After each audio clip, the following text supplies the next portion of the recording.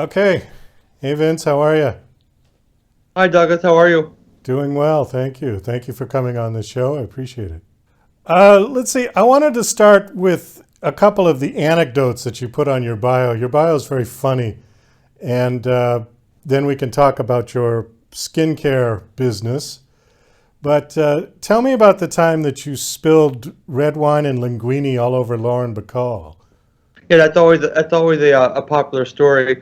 So I actually I met her of all places at Jimmy Stewart's funeral in the late '90s. I was working across the street in Beverly Hills at a salon location, helping with some skincare stuff, and I saw that the funeral was happening. So I kind of crashed the funeral, I guess is what I did. But I went there for respectful reasons. I really liked Jimmy Stewart, and I was able to kind of sneak in. So I mean, everybody was there at the time. Lauren Bacall, as you mentioned, Ann Miller. I mean, Katherine Grayson, Kate Hepburn, Bob Hope. So I mean, all the creme de la creme of original, I call it, glory Hollywood was actually there. So on the way out, I mean, I wasn't really approaching her to to do anything from her funeral, but I just kind of complimented her on her fragrance on the way out, and she said, "Oh, thank you," and we just got started chatting a little bit and asked me what I did for a living. I said I'm a cosmetic chemist and I develop beauty products. And I have my own skincare line I'm working on, and she asked me to lunch. So we went to lunch a couple weeks later. It wasn't even that long, and it just Douglas, everything you can imagine that went wrong totally went wrong. Where I didn't have even a car at the time, so I had to take a bus to the Ivy, which is a very famous five-star restaurant in Beverly Hills that everybody knows about that lives in that area, and it was just mortifying from the very beginning. I sat down with her. She had a beautiful white suit on with a big white hat, so it couldn't be any worse. And we started off with if anyone knows the Ivy, it's kind of built like on cobblestone bricks, so the tables are a little bit rickety.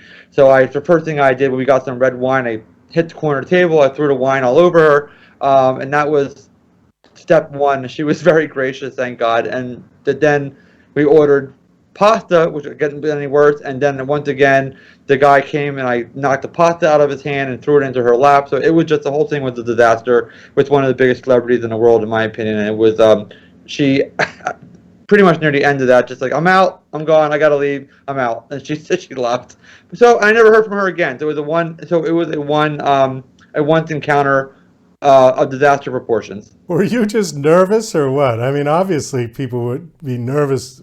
Yeah, I'm not really a starstruck type person, but I mean, I was very honored and excited to meet with her, and I wouldn't even say I was nervous. I just was fidgety, and I just was clumsy, and and everything was wrong from the beginning, from the table being not settled to the cobblestone not being set on the floor where my chair was at, and also just being very clumsy. I mean, let's call a spade, right? Well, it definitely is a funny story. So you never heard from her again, obviously, right? I did not actually. I never heard from her again. I wish I would have, but I did not. I think that was a one and done for her.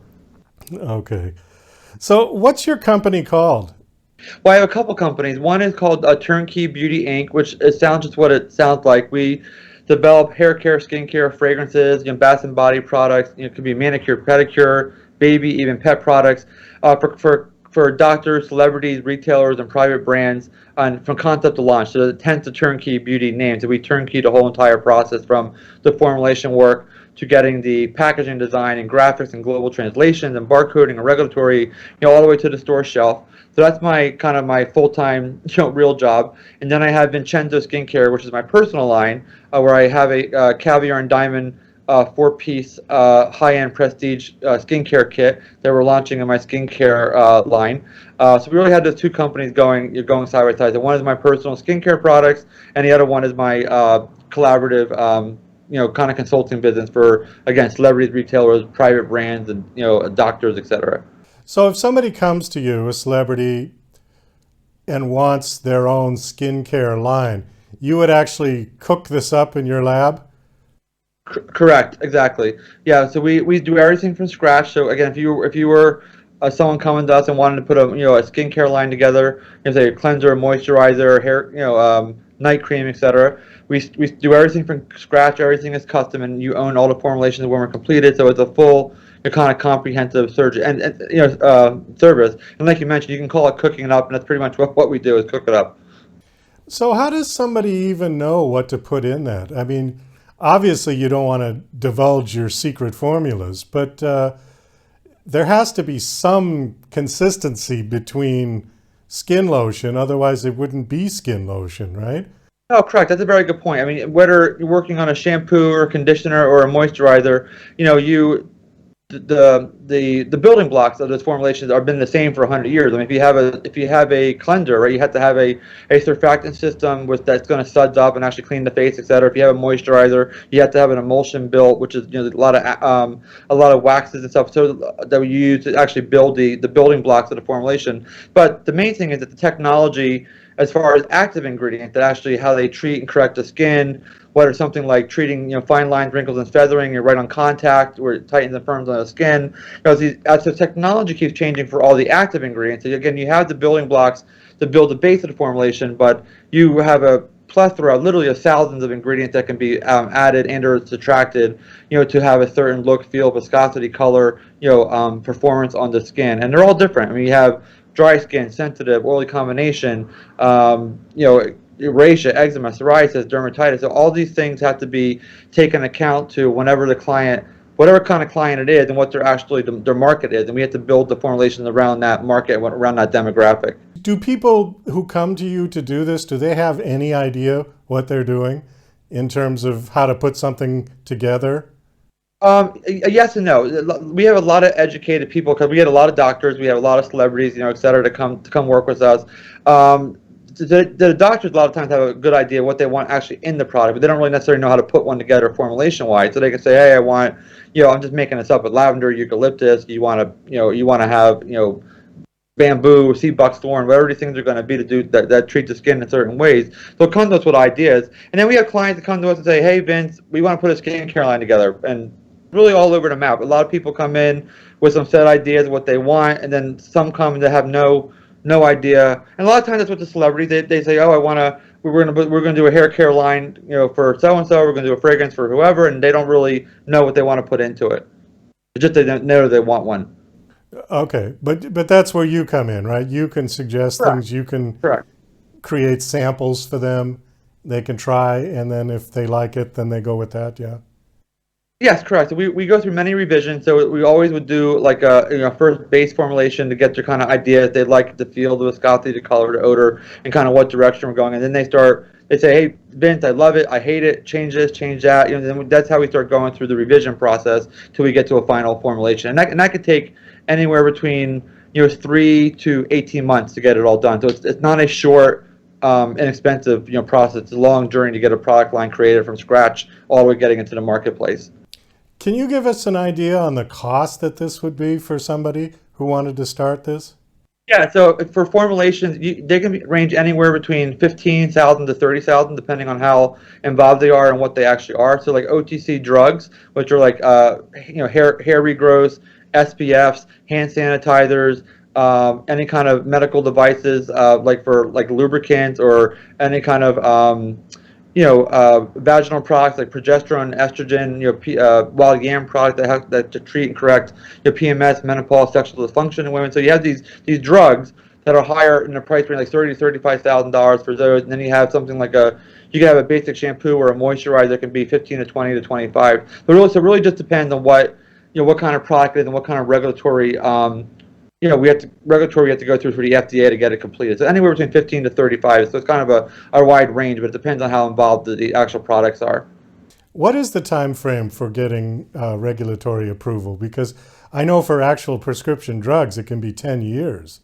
Yeah, really for us, 18 months is the magic number. So really, we have about 3 to 4 months of R&D normally when we're doing the product, and then once the client signs off on it, then we got to go through 90 days stability testing, which that's a true 90 days, and that's where you have to test the 45C and 25C, make sure the product is stable, there's no separation, that the preservative system is working correctly, and the pH doesn't go up or down. So that's 6 months right there, and then you have to actually go then get your packaging done, and your graphics and your regulatory and all your regulatory review. So it's a long process, and it's we always tell each client normally 18 months, but a lot of times we get it out 14 months, 12, 16. It just depends on how quickly vendors can move with packaging. Like for example, our ports are backed up right now. I mean, my office happens to be right on the ocean, and I can look outside my window right now, so I'm looking in that direction. There's tankers actually parked out there to park in the Long Beach port. They've been out there for 3 weeks. So the stuff coming in from China is really backed up right now as far as packaging and componentry and boxes, that kind of stuff. So it makes the lead time a lot longer. Why is everything all backed up? Because of COVID? Yeah, for COVID, exactly. And then there was the jackhammer, I guess you'd call it, jackknife in the Panama Canal a couple weeks ago, where a tanker blocked out the Panama Canal, so all the tankers got backed up there, coming from the Atlantic Ocean, and then and from China. They're also with the COVID and trying to get everything out. So everything kind of got here in Long Beach at the same time, and nobody can actually dock. So it's been a really bad, and that goes for, everything coming from China is delayed right now. So whether it's, electronics or, again, stuff for beauty products or packaging or stuffed animals or whatever it could be, it's all backed up. So how did you get involved in this? Because this is kind of a niche specific type business. Yeah, well, I have it in my book that I really, it was from an early child. I was at 10, 12 years old, and it's kind of embarrassing to say, but it's the truth. I was watching The Young and the Restless, soap opera with my grandparents growing up, my grandmother specifically, and the show had a cosmetic company. That's what they did for a living. They had a company called Jabot, which is a fictitious company that, on the show, and that's literally where I got the idea from. From The Young and the Restless, from watching that, and I started even at 11, 12 years old.